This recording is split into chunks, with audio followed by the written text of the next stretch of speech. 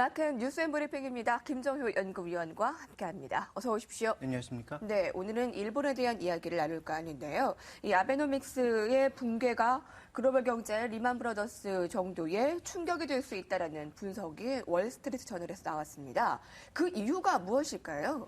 뉴스에서도 언급이 되었습니다만 아무래도 일본이 가지고 있는 그 수많은 부채들, 정부 부채들에 대해서 우려를 하고 있다는 점에 가장 큰 문제가 아닐까라고 보여집니다. 먼저 준비된 그림을 보시면 일본 정부가 최근에 어떤 모습을 보이고 있는지 또 얼마만큼의 정부 부채를 가지고 있는지를 우리가 알 수가 있는데요. 지금 전 세계 국가들 중에서 가장 많은 GDP 대비 부채를 가지고 있는 곳이 바로 일본입니다. 벌써 240%에 육박하는 모습을 보여주고 있죠. 그리스가 140%가 넘어가면서 위험에 빠졌고 큰 위기를 낳았는데 현재 거의 2배 가까운 모습을 보여주고 있는 일본은 과연 문제가 없겠느냐.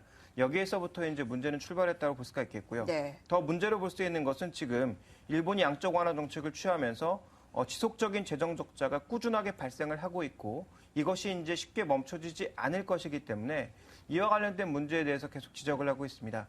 그동안 이제 일본 국채의 지속적인 발행 그리고 또 하나 이제 중요한 것은 재정 수치가 이렇게 높음에도 불구하고 시장이 안도했던 것은 이 국채 물량의 90% 이상을 국내 기관 투자자들, 일본의 기관 투자자들이 가지고 있었기 때문에 안심을 하고 있었거든요.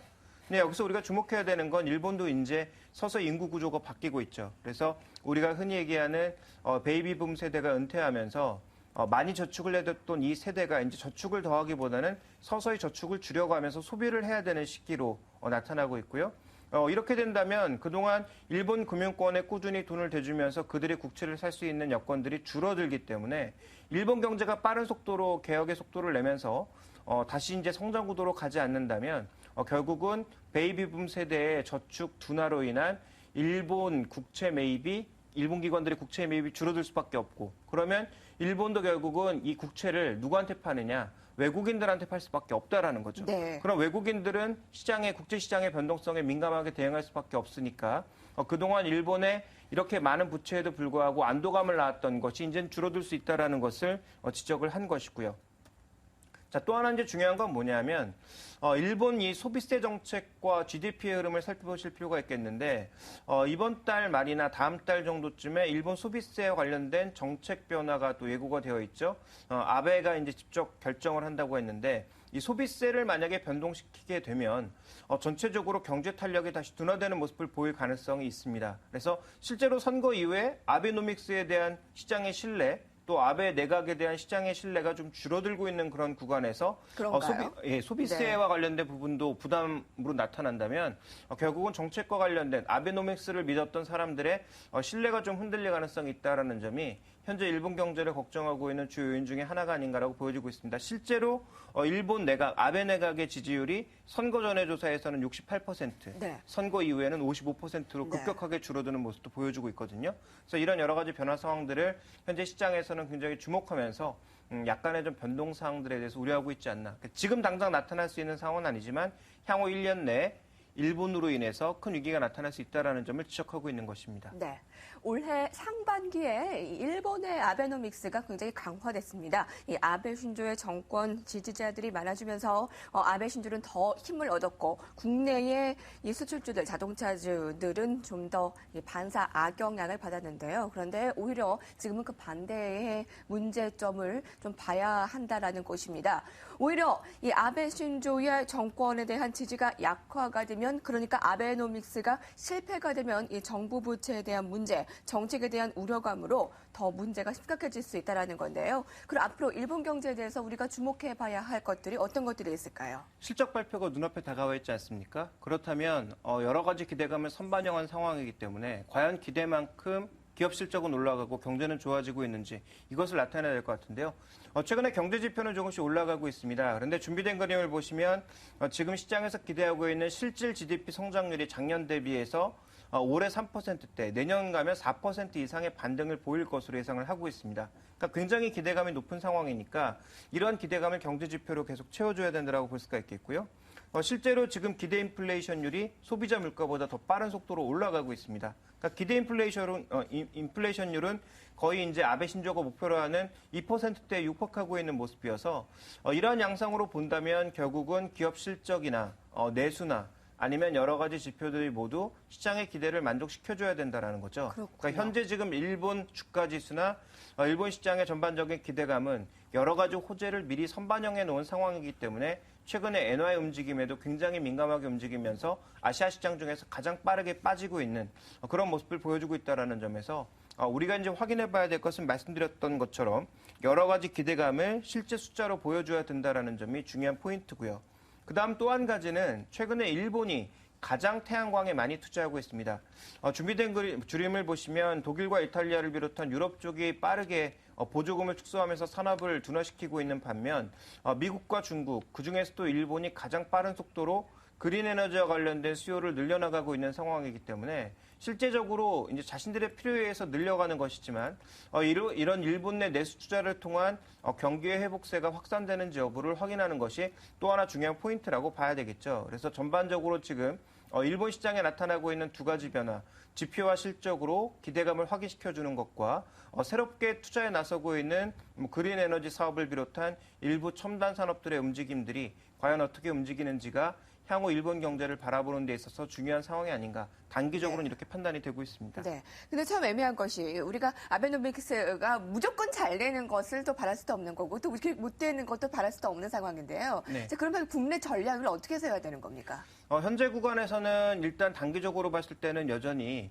한국 증시가 일본 증시보다 좋다라는 것이 잠시 맞아 보일 수 있습니다만 긴 시각에서 봤을 땐 그렇지 않습니다. 왜냐하면 실제적으로 한국 기업들 중에서는 일본의 싼 금리를 바탕으로 돈을 빌린 기업이나 돈을 빌린 금융기관도 상당히 많기 때문에 일본이 위기에 빠지게 되면 이것은 전 세계 경제 충격뿐만 아니라 국내 금융 시스템에도 충격을 줄 가능성이 충분히 있다라는 점을 염두에 두셔야 될 것 같고요.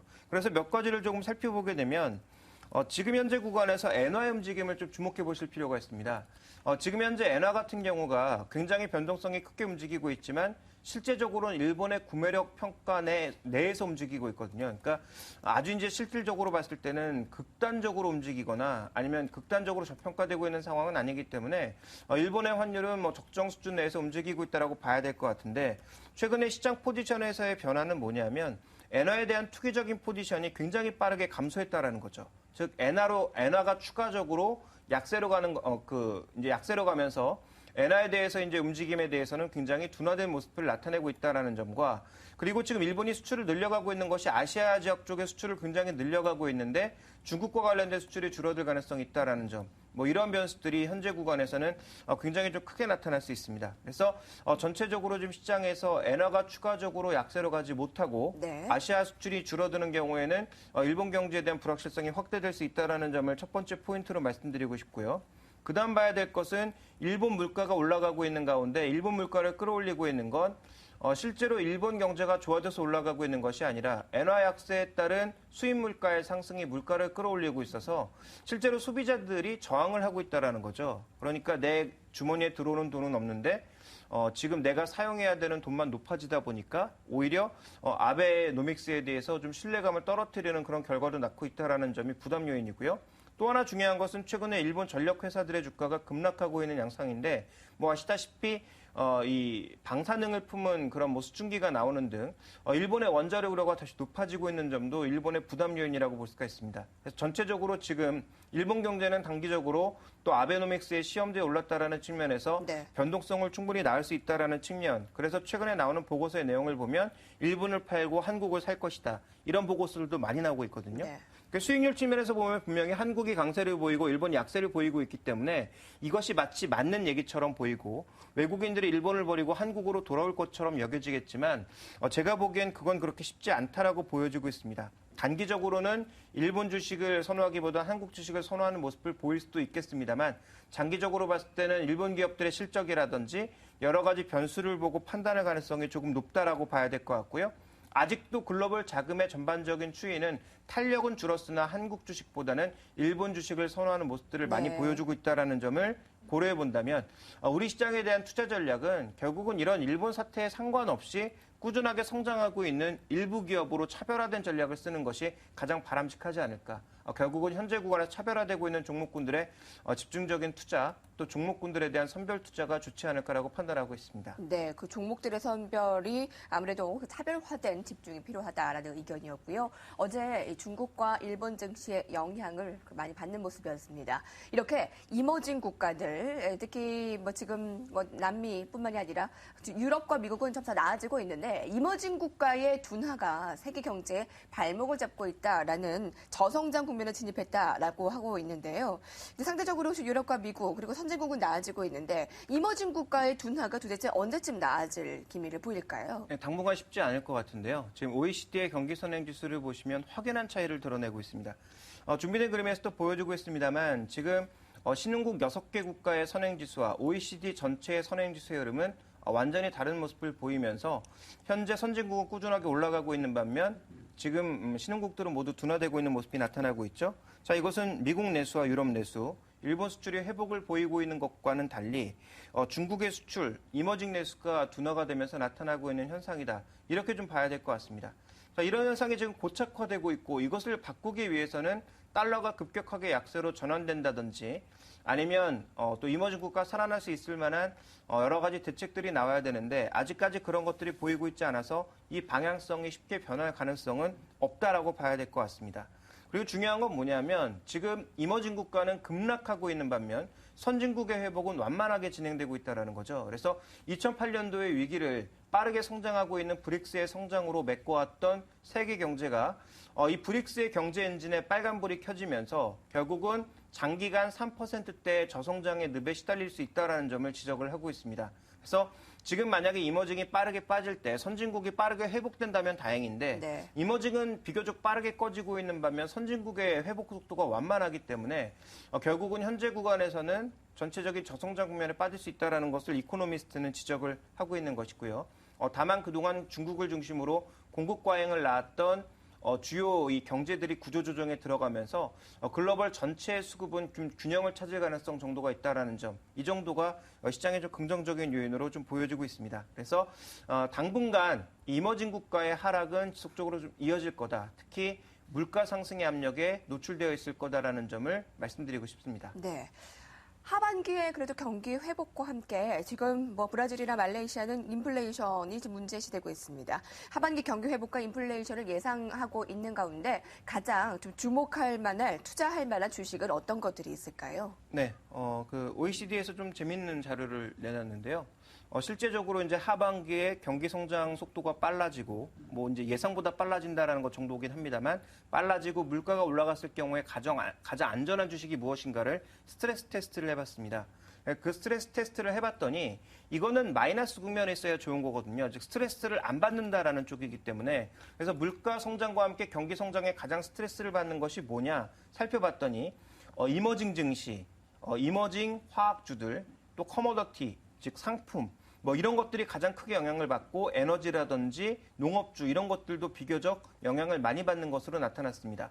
그런데 반대로 중립적인 위치에 있는 것은 코스피, 이머징 채권 이런 것들이 비교적 중립적이라고 볼 수가 있겠고요. 상대적으로 선호할 만한 주식들은 자산군들은 유로본드, 유럽 채권이라든지 선진국 주식들에 대해서 비교적 긍정적인 모습들을 보여주고 있다는 거죠. 그래서 이런 관점에서 봤을 때 우리가 이제 투자 전략을 짤 때 만약에 하반기에 경기의 속도가 완만하게 이제 좋아지는 국면에서 물가가 올라가기 시작한다면 우리가 투자해야 될 것은 무조건 중국 펀드, 뭐 브릭스 펀드, 그리고 한국 주식 이런 것들만 사는 것이 아니라 이런 것들도 장기적으로 가져가야 되겠지만 선진국 펀드나 아니 선진국 관련 주식에 대해서 혹은 채권에 대해서 또 관심을 좀 가져볼 필요가 있지 않겠는가. 최근에 다시 또 브릭스 채권에 대해서 시장의 관심이 좀 높아지고 있는 상황인데요. 이쪽으로 너무 쏠린 그런 자산 배분 전략을 쓰기보다는 좀 더 안정적인 자산 배분 전략으로 가기 위해선 선진국 주식으로도 일부 배분하는 것이 현실적인 전략이 되지 않을까. 그래서 전체적으로 지금 경상수 적자국들보다는 선진국의 주식과 국채에 분할 투자하는 것이 적절한 투자 전략이 되지 않을까라고 판단하고 있습니다. 네, 지금까지 김종효 연구위원과 함께했습니다. 고맙습니다.